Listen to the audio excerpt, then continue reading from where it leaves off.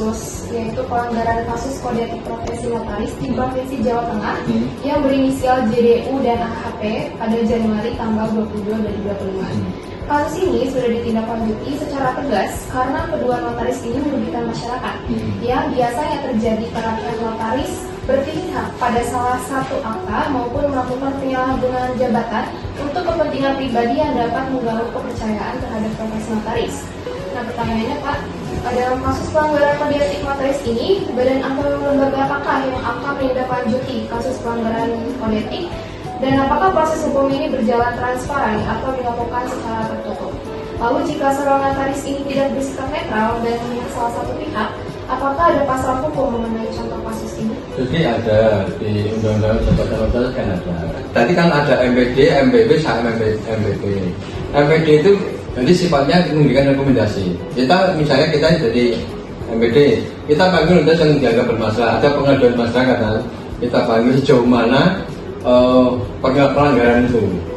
Dari MPD kan ada tim dari notaris ada 3, dari akademisi, dari urusan pemerintah. Itu kan digabung di Majelis Pengawas Daerah.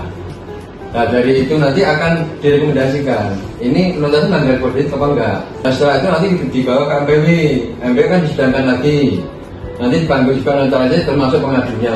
Setelah dipanggil, unsurnya ada enggak? Apa misalnya melanggar kode etik? Kalau ada yang dari MPD mengeluarkan rekomendasi bahwa ini melanggar pasal ini misalnya gitu, karena terjadi gini-gini.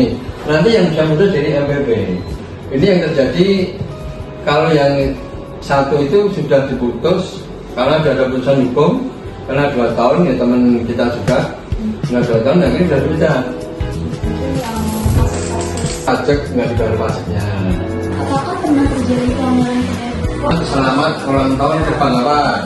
Biar keseimbangan antara kepentingan pribadi klien. Notaris sifatnya netral. Saat ini cukup kuat untuk menjadi Kan mungkin tidak masalah. Paling kita tutup 24 jam sebenarnya itu kapan boleh. Melanggar hukum dan kesusilaan kita wajib menolak. Ya, kalau akta itu yang lembaga itu asli. Kita telepon ke notaris yang bikin. Sebenarnya itu apa terjadi Kan dari pemerintah berapa? Itu sering datang kalau ada pertemuan. Dan misalnya paling banyak sering banyak berdua.